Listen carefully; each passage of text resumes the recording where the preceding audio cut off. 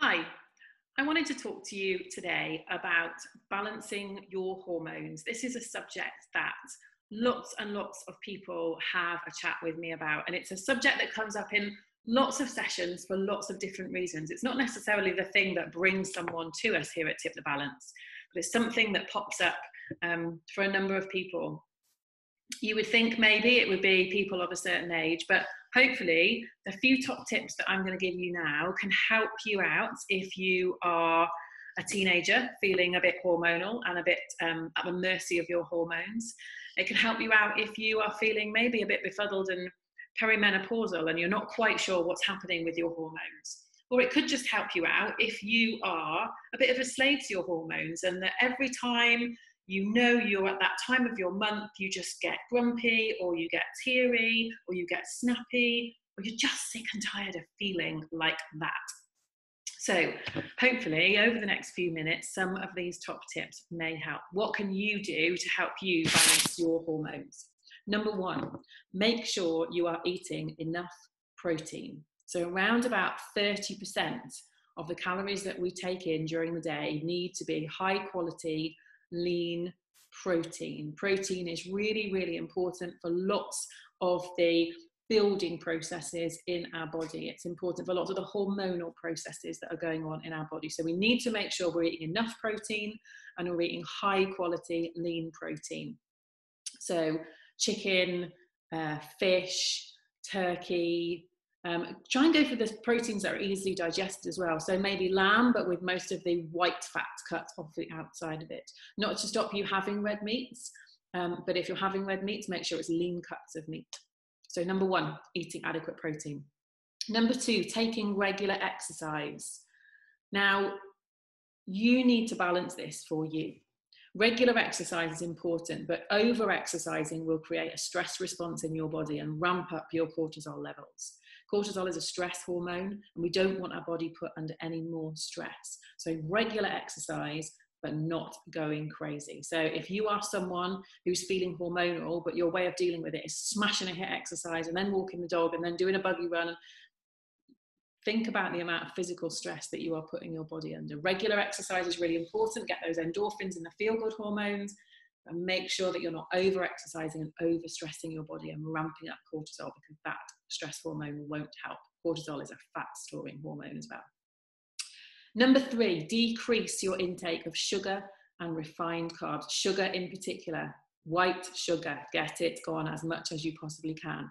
And then look at the amount of white and processed carbohydrates that you are taking in. They are not your friends. They are going to cause an insulin spike after that blood sugar spike that you get when you've shoved the white carbs in there. So be careful of the amount of sugar and refined white carbs that you are eating.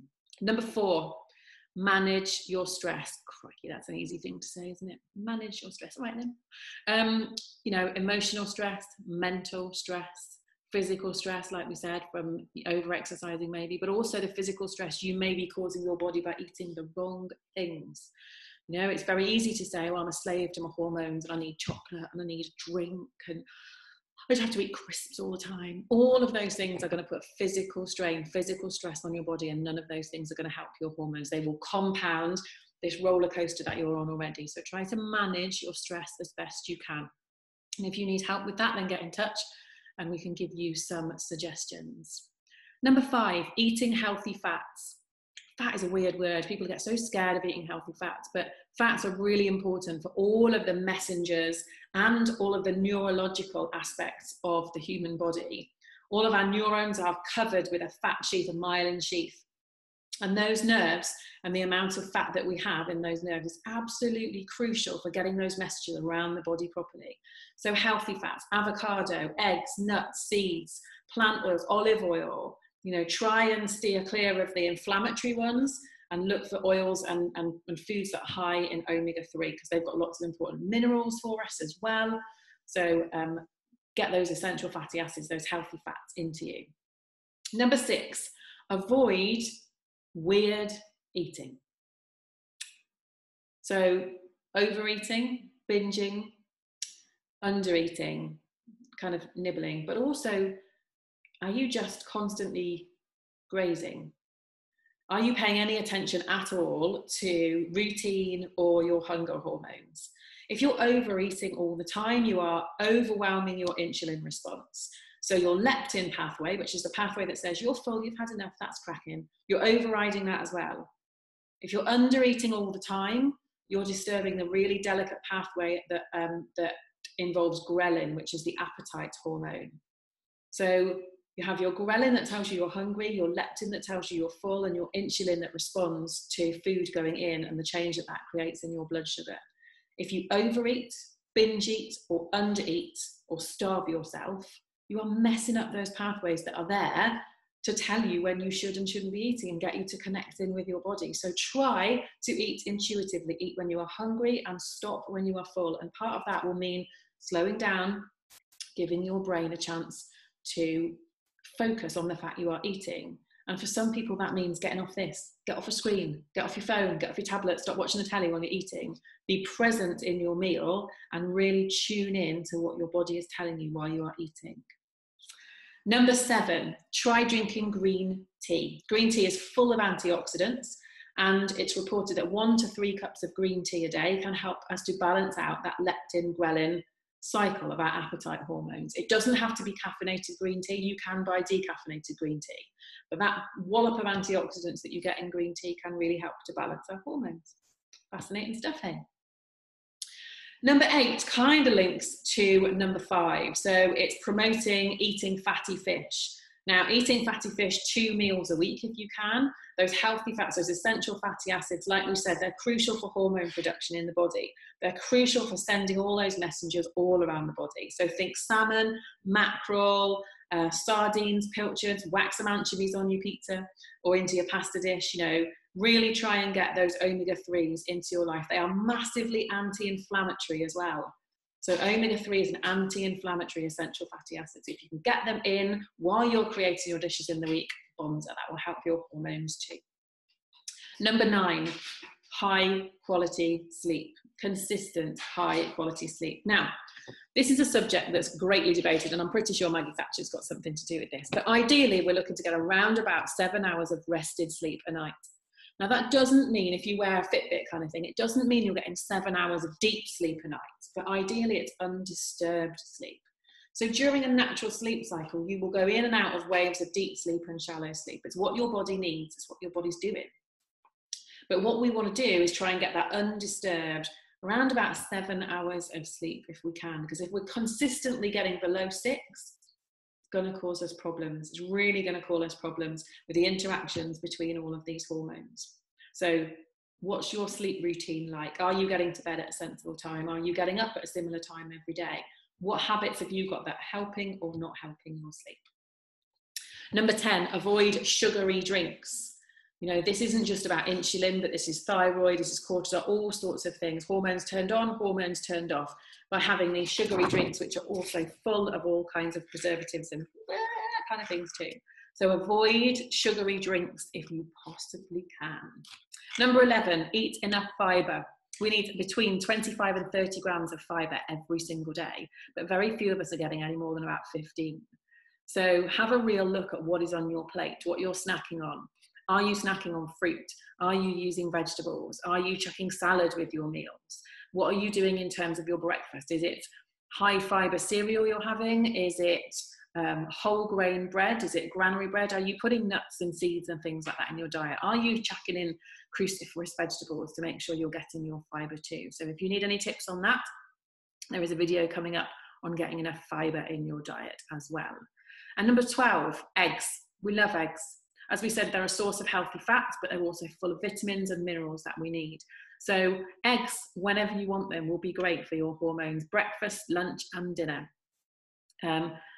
It's a long time since we were shying away from eggs being a massive problem. The understanding of how important eggs are as a protein source and a source of our healthy fats is growing day by day. So whenever you can get them, get some eggs in if they suit you too. Now, lots of people ask about important vitamins and minerals for our hormones. And there's a few top tips that I can give you, but food needs to be your friend. So don't feel that you've got to go rattling around with supplements, but there are some things that can really influence our hormone health. Number 1 is magnesium. So think Legumes, think pulses, think beans, think lentils, chickpeas, that sort of thing. Avocados are really rich in magnesium, and so is dark chocolate. But dark chocolate, even dark chocolate, has sugar in it. So be careful with the amount of dark chocolate you're choosing to eat. B vitamins, salmon, eggs, leafy greens, beans again, legumes, whole grain cereals, fish, shellfish, turkey, chicken, you know, meat, organ meat, and a little bit of dairy as well. All of those things have got B vitamins in. B vitamins are really good for all of our hormones too. Probiotics. Are you taking a probiotic prep? Our gut profile can really influence our hormonal profile as well. So yeah, have a think about what's going on with your microbiome. If you need some more information about your gut profile, your gut bacteria, what you can do to get that in a good place, you need to get in touch. Alpha linoleic acid. So this is another one of your essential fatty acids. Organ meats and red meat are really high in this, but so are things like broccoli, spinach, Brussels sprouts, tomatoes as well. So there's another important one. Vitamin C. Are you getting enough vitamin C? We always reach for an orange, don't we? But what about things like peppers? Think yellows, think oranges. Strawberries are high in vitamin C. Bizarrely, new potatoes are probably one of the highest, just underneath the skin. So new potatoes are a really, really good source of vitamin C. Make sure you don't boil living daylights out of your veg, and you'll get some vitamin C in with that too. We talked about the value of omega-3 fatty acids, didn't we? So think fatty fish, think walnuts, think chia seeds, flax seeds, that kind of thing. Egg yolks are really rich in your omega-3 fatty acids. And if you need to, because maybe you don't like fish or you don't want to eat fish, then there's always your omega-3 supplements, and you can get vegan-friendly versions of those too if you don't like the idea of fish oils. Vitamin D3, so this in itself is a steroid hormone, and it communicates with all our other hormones too, so it helps to redress any imbalance that we might have. It's a fat-soluble vitamin, so if you're going to take vitamin D3, make sure you're taking it with a fatty meal or the fattiest part of a meal. But you can also get vitamin D3 from egg yolks and from fatty fish, so that's important too. Vitamin E, where are you going to get that from? Leafy greens, nuts, eggs, dairy. You can get that in your plant oils as well, so olive oil, avocado oil, they will be rich in vitamin E. It's a really important antioxidant enzyme too, antioxidant mineral too, mineral, vitamin even. And zinc is important, so oysters, obviously we're all reaching for those all the time. So where can you find your zinc? You can find that in meat, you can find it in milk, you can find it in eggs, whole grains, almonds, nuts, seeds, that kind of thing. So hopefully some of those things are helpful. Variety is really important. So you'll hear me talking a lot about eating a rainbow. And that is as important as ever when you're trying to balance your hormones. Eating regularly and intuitively listening to your body, eating because, you know, not out of routine, but eating because it's been 4 hours or so since you ate. That can also help if you're getting a full feeling at night. If you go ages and ages and ages without eating and then wallop in a massive meal before you go to bed, that's not going to help, is it? So that's not going to help you sleeping, and we've just said it's really important to sleep. So try and balance out your meals through the course of the day. There is, however, merit in fasting for at least 12 hours overnight. So if you can finish eating 12 hours before you have to get up and have your breakfast, that will really help to balance out your hormones, balance out your insulin, because you're helping to balance out your blood sugar. So if you want to talk more about fasting, then again, get in touch, because that's something that you need to be able to understand before you start doing that. Aim to eat as if you could pick it from a tree, dig it out of the ground, or you've seen it walking around the field. If you can eat as naturally as possible, then it minimises the fake, false processed stuff that you're putting in your body. It minimises the chances of putting things in that would be altering hormones in the animal maybe. So why do we want them altering the hormones that are in us? So try to eat as naturally as you can. Can I pick it? Can I dig it? Can I chase it around the field? Or is it going to chase me around the field? Try and think about that. Natural sources, high quality food, and locally sourced too. You know, those kind of foods are going to be your friend. And always my advice is try to drink around about 2 to 2.5 litres of clean water every day, ideally filtered water, because we're never quite sure what's going on in our tap water, and it's so variable across the country. But do that, drinking it, sipping it throughout the day. Always have a water bottle or a glass nearby so that you know that throughout the day you are remaining well hydrated. That is going to set you off to help you balance your hormones. So I hope those tips have been helpful. Stay well and tune in again soon.